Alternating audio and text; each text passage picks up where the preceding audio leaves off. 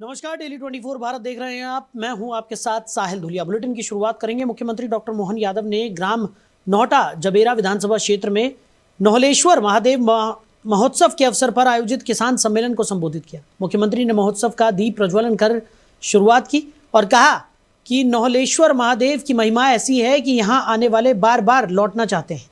उन्होंने आस्था, स्थानीय संस्कृति, परंपरा और सामाजिक समरसता के महत्व को भी रेखांकित किया। मुख्यमंत्री ने क्षेत्रीय जनता की मांग पर नौहटा को परीक्षण के बाद नगर परिषद बनाने की घोषणा भी की। उन्होंने दमोह में 2 करोड़ रुपए की लागत से गीता भवन निर्माण, बांदकपुर सेमरखो जलाशय में 600 करोड़ की नई सिंचाई परियोजना और 10 करोड़ रुपए की लागत से वाटर स्पोर्ट्स व बोट क्लब सहित पर्यटन गतिविधियों के विकास की घोषणा की। इसके अलावा तेंदुखेड़ा और हटा में नए स्टेडियम निर्माण की योजना भी बताई। मुख्यमंत्री ने कहा कि राज्य सरकार बुंदेलखंड के विकास के लिए समर्पित है।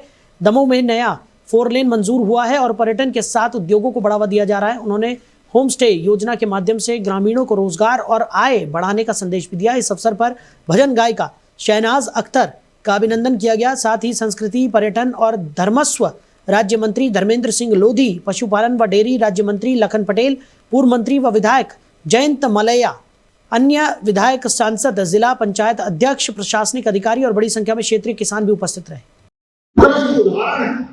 क्या क्या उसमें रचनाएं बनाई गई। महारानी नोहला ने जब बनवाया होगा कलचुरी साम्राज्य का वो अद्भुत काल जो 1100 साल पुराना, इसके लिए पूर्ववर्ती यहाँ के अंग्रेज शासकों ने भी मरम्मत करा करके उस रचना को जीवंत रखने का प्रयास किया। माननीय मुख्यमंत्री जी विजनरी लीडर हैं और उनके विजन में मध्य प्रदेश निरंतर आगे बढ़ रहा है, विकास के पथ पर अग्रसर है। पुनः माननीय मुख्यमंत्री जी बहुत बहुत नौटा को नगर परिषद बनाने की बनाने की मांग की गई थी। माननीय मुख्यमंत्री जी उसको स्वीकार किया है, लेकिन अभी क्योंकि परिसीमन का काम चल रहा है तो परिसीमन के बाद इसको नगर परिषद बना दिया जाएगा। माननीय मुख्यमंत्री ने कहा। उधर मध्य प्रदेश के छतरपुर जिले के बमीठा थाना क्षेत्र से एक बड़ी खबर सामने आ रही है। यहाँ घूरा गांव के पास संचालित उपल माइनिंग प्राइवेट लिमिटेड कंपनी के क्रेशर प्लांट से उड़ने वाली धूल और लगातार हो रही ब्लास्टिंग ने सैकड़ों किसानों की फसल को तबाह कर दिया है। खेतों में खड़ी गेहूं, मटर और चने की फसल पूरी तरह बर्बाद हो चुकी है। परेशान किसान अब सरकार से अपनी फसल बचाने और नुकसान की भरपाई की गुहार लगा रहे हैं। आखिर क्यों नहीं रुक रही कंपनी की मनमानी, इसका जायजा लेने पहुंचे हमारे सहयोगी समीर अवस्थी। देखिए। मैं इस वक्त छतरपुर जिले के बमीठा थाना क्षेत्र के घूरा गांव में मौजूद हूं। घूरा गांव में उपल माइनिंग प्राइवेट लिमिटेड कंपनी की मनमानी के चलते सैकड़ों किसान परेशान होते नजर आ रहे हैं। किसानों का कहना है किसानों की फसलों को यहां नुकसान पहुंचाया जा रहा है कंपनी की बड़ी लापरवाही के चलते। मेरे पीछे अगर आप तस्वीरें देखेंगे, ये जो गेहूं की फसल यहां पर लगी हुई है, ये फसल पूरी तरीके से नष्ट हो चुका है। कारण क्या है? क्योंकि खेत के पास में उपल माइनिंग जो प्राइवेट लिमिटेड कंपनी है, क्रेशर जो गिट्टी बनाती है, वहां ब्लास्टिंग की जाती है, जिसके कारण पत्थर और डस्ट किसानों के खेतों में पहुंचता है। इससे किसानों की फसलों को नुकसान पहुंच रहा है और किसान जो है जब क्रेशर वालों से बात करते हैं तो उन्हें गुमराह किया जा रहा है और क्षेत्र के अधिकारी भी इस तरफ ध्यान नहीं दे रहे हैं। आइए बात करते हैं क्या कुछ परेशानी है। अम्मा, क्या नाम है आपका? क्या परेशानी है? फसल की परेशानी, हमारी पूरी फसल मर गई साहब।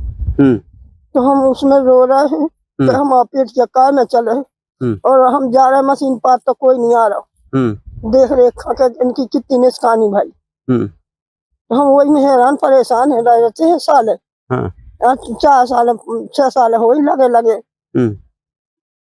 तो अब बोलते नहीं हो अधिकारियों से, नेताओं से? सबसे बोला थे, कोई नहीं आए थे। हाँ। परेशान होगा क्या क्या के। तो फसल कैसे नुकसान होगा? क्या हो रहा है? ये गलत है, दाना मेट घाल रहे तो रख दो हमारी को ना का देते। सुबह फसल हमारी नुकसान हो रहा देखे हैं आदमी। अब इनकी आओ लो जाए देखो भाई साहब हमारा सबमिट कहता अभी रह जाते माँ। अच्छा, तो यहाँ मनमानी चरम सीमा पर है। ये बताइए किस प्रकार की परेशानी है और कितने किसान हैं और क्या कितने किसानों को फसलों का नुकसान? बहुत से किसान हैं यहाँ पे साहब, कम से कम 50 लोगों का नुकसान है, 50 किसानों का। हाँ। कम से कम हजारों क्विंटल गेहूं का आबादी जो हो रही थी यहाँ पे वो नष्ट हो रही सब। अच्छा। अगर नेताओं को भी बताते हैं तो वे कहते जाओ जिसको सुनाना सुना दो। हाँ। नेता भी नहीं उसमें सुनते हैं। हाँ। विधायक जी को कहा था कि चलो चले तो उनको सुनाएंगे अपन। हाँ। तो उनने भी कहा था कि नहीं वो तो अब सरकार से कलेक्टर साहब से पास है, वो उसकी अनुमति मिल गई, वो नहीं ऐसा होगा ये नहीं होगा। नहीं, अनुमति मिलना अलग बात है। हाँ। लेकिन उसके कुछ नियम भी होते हैं क्रेशर चलाने के। तो सर अब हम वहीं उनके पास सुनाया है अपने गांव में, यार विधायक जी बोले अब हम क्या करें भाई। हाँ। अच्छा, तो अब क्या चाहते हो और क्या परेशानी है, क्या कहना है क्रेशर वालों का? हमको ये परेशानी का जो हमारा नुकसान हुआ, हमको अपना वो नुकसान चाहिए और मुझे हिसाब से अपनी ब्लास्टिंग करें। और कितने फसलों को नुकसान पहुंचा है? फसलों को 50 किसानों को नुकसान पहुंच रहा है, अगर पास जितने भी हैं सभी को नुकसान पहुंच रहा है। तो आप लोग गए थे बात करने क्रेशर? हाँ, हम बात करने गए थे, क्रेशर गए थे। हमने उनसे कहा कि भाई साहब चल के आप देख लीजिए, जैसे ही आप खदान पे जाते हो तो हमारी फसल को भी देखिए। तो वे यहाँ आते नहीं हैं। अच्छा, नहीं आते हैं। तो अधिकारियों से शिकायत और जनप्रतिनिधियों से शिकायत नहीं हुई? अभी हमने कहीं गए नहीं है।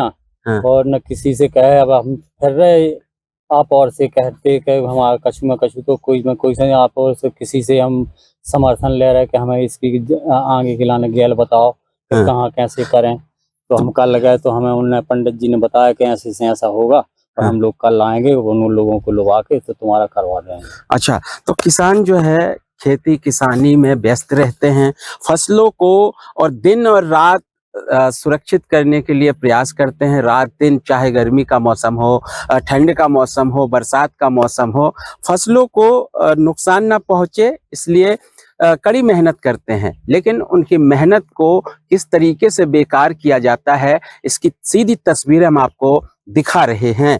ये वो फसल है जो किसानों ने दिन रात मेहनत करके पहले तो फसल लगाया ताकि अनाज अच्छा हो, लेकिन यहाँ पर एक भी बताया जा रहा है कि गेहूं की फसल नहीं होगा। सरसों पूरी तरीके से सूख चुकी है और यहाँ उप्पल माइनिंग प्राइवेट लिमिटेड की कंपनी की आप जो ये पहाड़ देख रहे हैं, यहाँ पर लगातार जो है ब्लास्टिंग होती है। इस ब्लास्टिंग से न सिर्फ किसानों की फसलों को नुकसान पहुंच रहा है और साथ ही साथ यहाँ सैकड़ों ऐसे किसान हैं जो अपनी अनाज को सुरक्षित करने की गुहार लगा रहे हैं अधिकारियों से लेकर जनप्रतिनिधियों तक, लेकिन इनके तरफ कोई भी ध्यान नहीं दिया जा रहा है। आखिर ऐसा क्यों? क्योंकि देश में अन्नदाताओं को लेकर तो बड़ी बड़ी बातें होती है चुनाव के समय। अब ऐसा क्या हो गया जो किसानों की तरफ ध्यान नहीं दिया जा रहा है? क्या चुनाव नजदीक नहीं है? क्या आने वाले चुनाव में दोबारा जनप्रतिनिधियों को वोट नहीं चाहिए? आखिर ऐसा क्यों दोगलापन यहाँ पर देखा जा रहा है? उम्मीद है खबर दिखाए जाने के बाद स्थानीय प्रशासन इस मामले पर ध्यान देंगे और किसानों की परेशानियों का समाधान करेंगे। दिल्ली 24 के लिए छतरपुर से समीर अवस्थी। वहीं दिल्ली में मध्य प्रदेश की राज्यसभा सीट के खाली होने से पहले ही राजनीतिक हलचल तेज हो गई है। इस सीट पर दावेदारी ठोकने की होड़ शुरू हो चुकी है और विभिन्न नेताओं और समूहों की मांगें सामने आने लगी है। इस दबाव के चलते कांग्रेस पार्टी के अंदर मतभेद और असंतोष की स्थिति उभरती दिखाई दे रही है। बुरहानपुर जिले में हुए एक अल्पसंख्यक कार्यक्रम के दौरान राजधानी आरिफ मसूद ने यह बयान देकर विवाद खड़ा कर दिया कि अगर कांग्रेस पार्टी अल्पसंख्यकों के साथ खड़ी नहीं रहती है तो वो पार्टी को सीट से बाहर बिठा देंगे। इस टिप्पणी को लेकर पार्टी के अंदर असंतोष और चर्चा शुरू हो गई है और इसे कैसे संभाला जाए, राज्यसभा की ये सीट पार्टी के लिए महत्वपूर्ण मानी जा रही है। इसे लेकर विभिन्न गुट अपने अपने दावे पेश कर रहे हैं। कांग्रेस नेतृत्व पर भी दबाव बढ़ रहा है कि वो समान रूप से गठबंधन अल्पसंख्यक हितों और दलितों व पिछड़े वर्गों की अपेक्षाओं का संतुलन कैसे बनाए।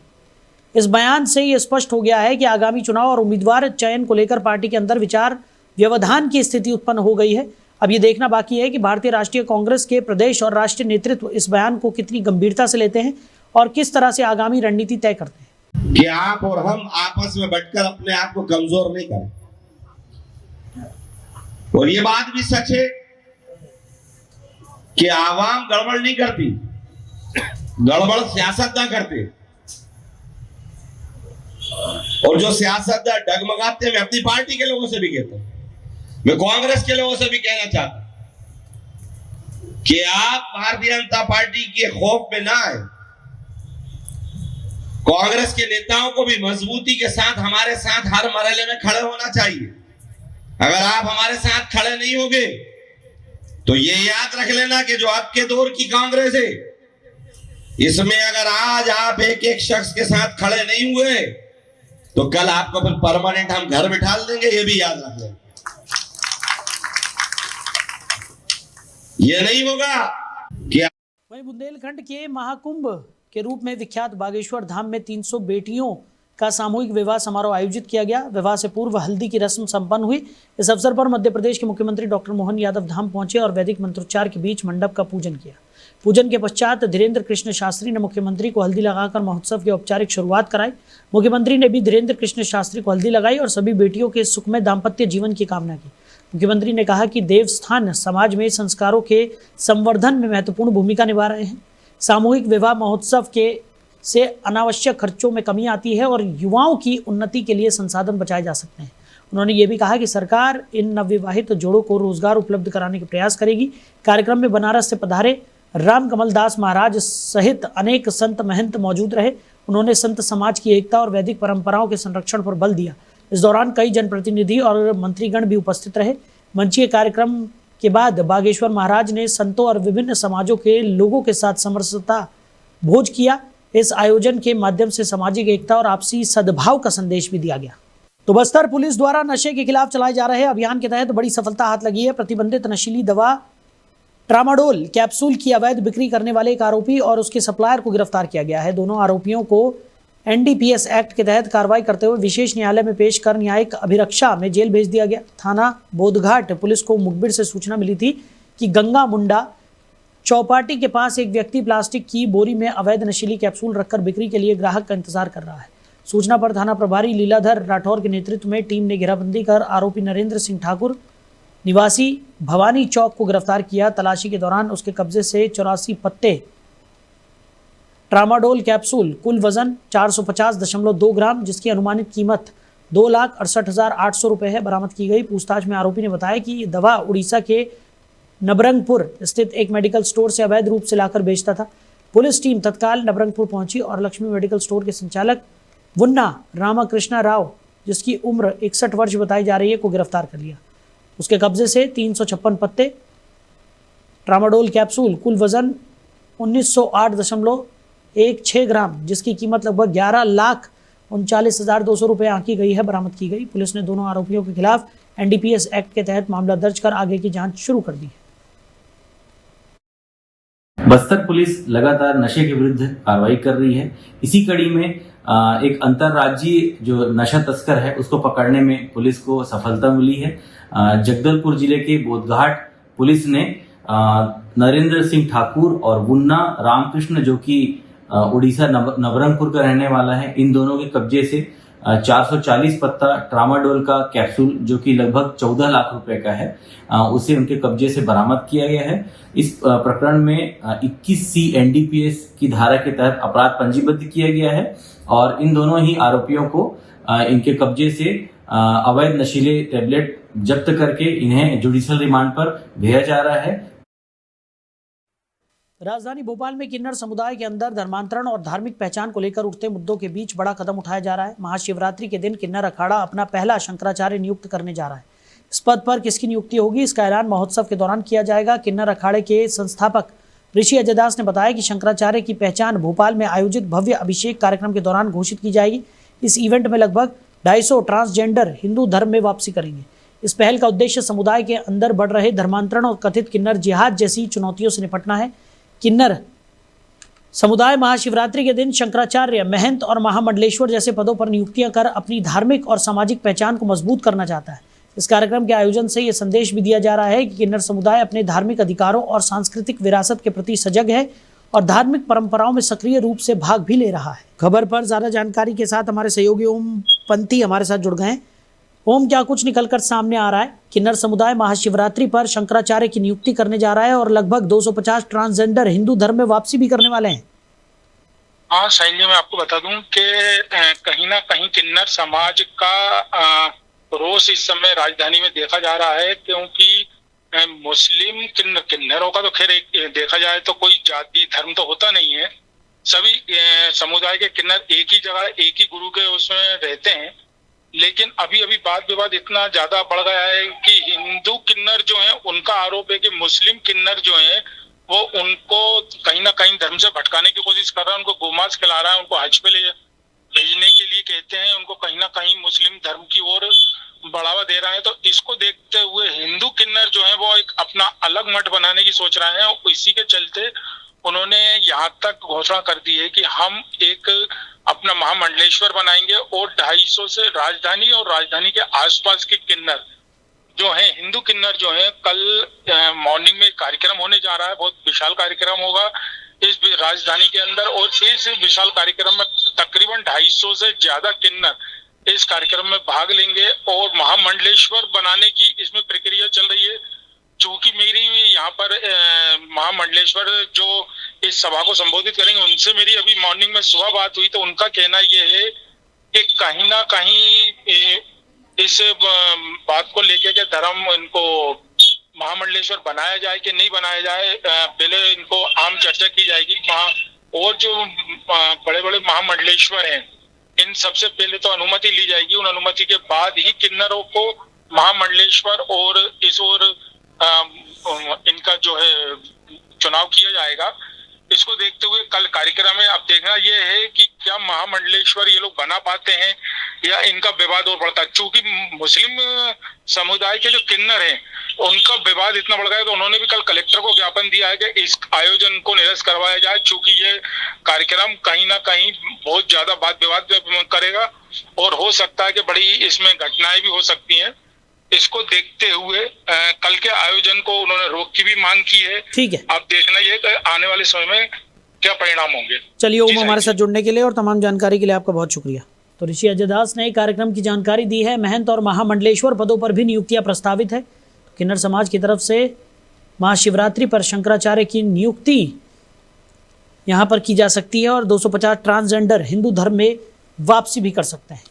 उधर मध्य प्रदेश के पन्ना जिले में अवैध शराब के निर्माण, भंडारण, परिवहन और बिक्री पर नियंत्रण बनाए रखने के लिए पुलिस लगातार सख्त कार्रवाई कर रही है। इस क्रम में अतिरिक्त पुलिस अधीक्षक वंदना चौहान के मार्गदर्शन और थाना प्रभारी माधवी अग्निहोत्री के नेतृत्व में गुन्नौर पुलिस टीम ने 3 आरोपियों को गिरफ्तार किया। 12 से 13 फरवरी की रात मुखबिर सूचना के आधार पर पुलिस ने महेबा रोड स्थित बेलही महादेव मंदिर के पास एम्बुलेंस वाहन की घेराबंदी की। संदिग्ध वाहन क्रमांक CG 04 NS 7479 को रोककर तलाशी लेने पर 10 पेटी लगभग 120 लीटर 475 क्वार्टर देशी मदिरा और मसाला शराब बरामद की गई। साथ ही आरोपी के कब्जे से 1000 नगद राशि भी जब्त की गई।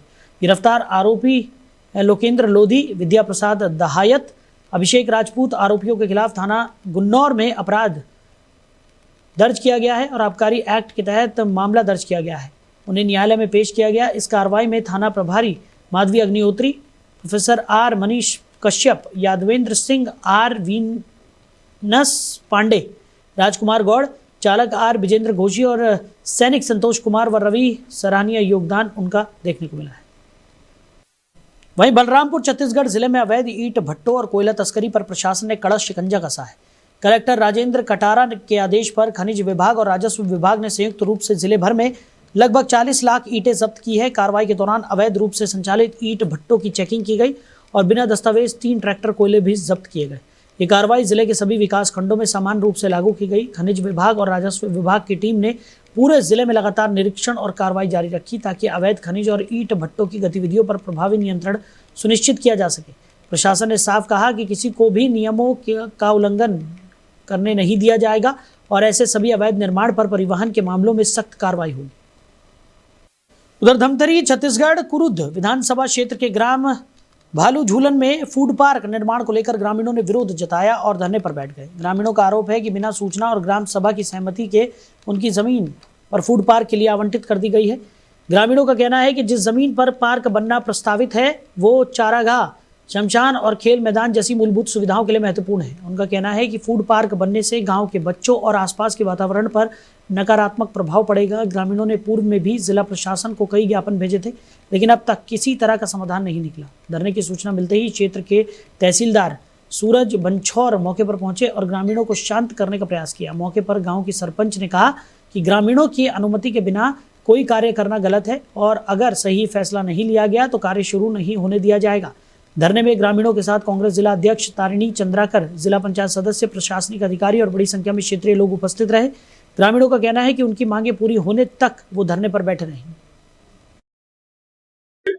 हम लोगों को धरना में बैठे 4 घंटे हो गए हैं और हम लोग यहाँ पर फुटपाथ नहीं बनना चाहिए, इसी मतलब रोकथाम के लिए बैठे हैं। गांव के लोग सब एक होकर बैठे हैं और यहाँ पर भले कॉलेज बने, मुक्तिधाम बने और स्कूल बने, इसके लिए हम लोग राजी हैं, मगर फुटपाथ के लिए राजी नहीं है। हमारे भांटा बचाने के लिए प्रदर्शन कर रहे हैं। हमारा भांटा, हमारा विधायक हम लोग को बिन पैसे बेच दिया है।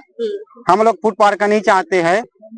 धरना प्रदर्शन में बैठे हैं। फुटपाथ का यहाँ बगल में बनाना चाह रहे हैं। हमारे भांटा यहाँ तक 28 एकड़ खेत लेना चाहता है। हम लोग को बिना पूछे, पंचायत प्रस्ताव पूछे, इसलिए हम लोग विरोध में बैठे हैं धरना प्रदर्शन में। तो गाँव लोग को पता भी नहीं, हमारे पंचायत पता भी नहीं है, पता नहीं है, शुरू कर दिया है। हम लोग आज सुबह से 10 बजे से हम पूरा बैठे हैं। देखिए, यहाँ फूड पार्क के नाम से जगह को आवंटित किया गया है, बिना गांव वालों से बातचीत किए, बिना गांव वालों की जानकारी दिए।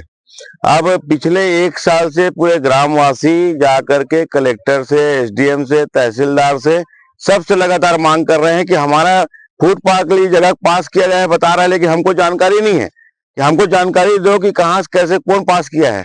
ना पंचायत में कोई पंच जानता है, ना सरपंच बोल रहा है मैं लिख के दिया हूँ, हमारे पास जमीन नहीं है करके। उसके बाद ये प्रस्ताव कैसे पास हुआ है, ये सबसे बड़ा गंभीर विषय ये है। यहाँ पे उद्योग लगाने के विरुद्ध ग्रामीणों की मांगे की जा रही है, जिसमें आगे ग्रामीणों से चर्चा करके कोई रिजल्ट निकाला जाएगा और विचार किया जाएगा। सर, ये मनमानी इस बारे में अभी मैं कह नहीं पाऊंगा। वहीं जगदलपुर छत्तीसगढ़ शहर के इंदिरा स्टेडियम के पीछे सड़क पर खड़ी ब्रेजा कार में युवक की लाश मिलने से इलाके में हड़कंप मच गया। प्राथमिक जानकारी के अनुसार युवक की मौत संभवतः हृदयघात से हुई, लेकिन वास्तविक कारण पोस्टमार्टम रिपोर्ट के बाद ही स्पष्ट हो सकेगा। घटना की सूचना मिलते ही बोधघाट पुलिस घटनास्थल पर पहुंची और जांच में जुट गई। परिजन भी मौके पर पहुंचकर स्थिति की जानकारी लेते हुए नजर आए। इलाके के लोगों के अनुसार मृतक युवक मूल रूप से बालौद का रहने वाला था और वर्तमान में वृंदावन कॉलोनी में रह रहा था। युवक, आपको बता दें कि नियानार स्थित छत्तीसगढ़ मेडिकल सर्विस कॉर्पोरेशन के कार्यालय में कार्यरत था। पुलिस ने मामले की जांच शुरू कर दी है और सभी संभावित पहलुओं को ध्यान में रखते हुए आगे की कार्रवाई की जा रही है। डबरा नगर पंचायत स्थित शासकीय स्नातक महाविद्यालय डबरा में आज भव्य सांस्कृतिक कार्यक्रम एवं सम्मान समारोह का आयोजन किया गया। कार्यक्रम के मुख्य अतिथि के रूप में शहीद नंद कुमार पटेल विश्वविद्यालय के कुलपति डॉक्टर ललित कुमार पटेरिया विशेष रूप से उपस्थित रहे। वहीं विशिष्ट अतिथि के रूप में जिला पंचायत शक्ति के उपाध्यक्ष कमल किशोर पटेल, संयोगिता सिंह जुदेव और महाविद्यालय के जन भागीदारी समिति अध्यक्ष घासीराम अग्रवाल सहित अन्य गणमान्य अतिथि मौजूद रहे। कार्यक्रम में महाविद्यालय के विद्यार्थियों ने रंगारंग सांस्कृतिक प्रस्तुतियां दी। गुजराती, पंजाबी, छत्तीसगढ़ी और राजस्थानी लोक नृत्यों, हास्य, व्यंग्य, एकांकी नाटक और गीत संगीत के माध्यम से विद्यार्थियों ने अपनी प्रतिभा दिखाई। दर्शकों ने इन प्रस्तुतियों का भरपूर आनंद लिया और तालियों से उत्साहवर्धन किया। कार्यक्रम के दौरान विभिन्न क्षेत्रों में उत्कृष्ट प्रदर्शन करने वाले विद्यार्थियों को प्रमाण पत्र और स्मृति चिन्ह देकर सम्मानित किया गया। महाविद्यालय के प्राचार्य ने कुलपति डॉक्टर पटेरिया को शॉल और स्मृति चिन्ह भेंट कर सम्मानित किया। अंत में प्राचार्य ने सभी अतिथियों का आभार व्यक्त किया और कार्यक्रम को सफल बनाने के लिए धन्यवाद देते हुए कार्यक्रम की समाप्ति की घोषणा की। यहाँ के छात्रों के द्वारा बहुत अच्छा आयोजन किया गया है। काफी अच्छी तैयारी के बाद इनके द्वारा परफॉर्मेंस यहाँ दिया गया है और मैं 2-3 कार्यक्रम देखा, बहुत अच्छा लगा। इस अवसर पर कुलपति महोदय भी यहाँ आए हुए थे। आज वार्षिक उत्सव के अवसर पर छात्रों ने कुछ समस्या के बारे में बताया। यहाँ पर क्लासरूम की कमी है, 22 की जगह केवल 8 क्लासरूम है और 5.25 करोड़ का एस्टिमेट यहाँ से गया हुआ है शासन को कि नए बिल्डिंग की बेहद आवश्यकता है और मेंटेनेंस की भी आवश्यकता है। सारे कमरे से पानी टपकता है, ऐसा प्राचार्य महोदय ने बताया। तो प्रयास करेंगे कि जल्दी राशि स्वीकृत हो सके और काम यहाँ चालू हो सके। मैं डॉक्टर PR कठपुतिया, इंचार्ज प्रिंसिपल शासकीय स्नातक महाविद्यालय डबरा। सत्र 2025-26 का वार्षिक उत्सव सह पुरस्कार वितरण कार्यक्रम आज रखा गया, जिसमें हमारे मुख्य अतिथि डॉक्टर ललित प्रसाद पटेरिया कुलपति शहीद नंद कुमार पटेल रायगढ़ थे। जनप्रतिनिधि हैं, वो भी बड़ी संख्या में यहाँ पर सभी आए हैं। विशेष रूप से जनपद के उपाध्यक्ष कमल किशोर पटेल साहब और बरेट साहब सभी। वहीं धमतरी में दर्दनाक सड़क हादसा हुआ है, जिसमें 3 CRPF जवानों सहित 4 लोगों की दर्दनाक मौत हो गई, जबकि एक जवान गंभीर रूप से घायल हो गया है, जिसे इलाज के लिए रायपुर ले जाया गया। सभी जवान छुट्टी पर घर जा रहे थे तभी यह हादसा हुआ। घटना की जानकारी मिलने पर सीआरपीएफ के डीआईजी, धमतरी कलेक्टर, एसपी सहित सीआरपीएफ के कई अधिकारी मौके पर पहुंचे। तीनों के शवों को पोस्टमार्टम के लिए रायपुर ले जाया गया। मिली जानकारी के अनुसार सीआरपीएफ के कोबरा बटालियन के जवान जगदलपुर से रायपुर की ओर कार से जा रहे थे। इसी दौरान धमतरी बाईपास में खपरी के पास ट्रक के साथ जोरदार टक्कर हो गई। इस हादसे में कार पूरी तरह से चकनाचूर हो गई। आपको बता दें कि गैस कटर से काट कर जवानों को बाहर निकाला गया, जिसमें एक जवान और चालक की मौके पर ही दर्दनाक मौत हो गई, जबकि 2 जवानों ने अस्पताल में दम तोड़ दिया। मृतकों में head constable Mukesh Kumar, ASI Umendra Singh, constable Rajkumar Gaur, साथ ही सिविलियन चालक हीरालाल शामिल है। फिलहाल पुलिस आगे की कार्रवाई में जुट गई है। सुबह 8:15 से 8:30 के बीच में कंट्रोल रूम से पॉइंट आया कि खपरी के पास में नेशनल हाईवे पे एक एक्सीडेंट हो गया है। तत्काल वहां पे पुलिस टीम्स रवाना हुई हैं और मौके पे पाया गया कि 5 लोग जो एक गाड़ी में जा रहे थे, स्विफ्ट कार थी, वो पीछे से ट्रक में उनकी गाड़ी जो है वो रैम होना पाई गई है और मौके पे ही 2 लोग उसमें से खत्म हो गए। ये जो 5 लोग थे इसमें एक सिविलियन ड्राइवर था और 4 लोग कोबरा के ये थे, कर्मचारी थे, कोबरा कर्मी, और सीआरपीएफ 201 कोबरा बटालियन के थे ये। इन 5 लोग में ड्राइवर और एक सीआरपीएफ पर्सनल वहीं पे मृत हो गए थे। बाकी 2 लोग ऑन द वे मृत हो गए हैं और एक अभी जो घायल हैं उनको इलाज के लिए जो है उच्चतर केंद्र में रेफर किया गया है। बहुत ही दुखद और शोकपूर्ण दिवस है आज हमारे लिए। आज हमारे 201 कोबरा के 3 जवान जो कि अपनी यूनिट हेडक्वार्टर जगदलपुर से निकले थे, 201 कोबरा के जवान, और यहाँ धमतरी जिले में एक एक्सीडेंट हुआ, उसमें 3 जवानों की दुखद मृत्यु हो गई रोड एक्सीडेंट में। और आज हम लोग बहुत ही दुखी हैं। एक जवान घायल है जिनको इलाज के लिए रायपुर बेहतर चिकित्सा के लिए शिफ्ट किया जा चुका है और हम लोग पूरा ध्यान रख रहे हैं कि जो हमारा घायल जवान है पूरी तरह स्वस्थ हो जाए। तो फिलहाल इस बुलेटिन में मेरे साथ इतना ही। आप बने रहिए। नमस्कार।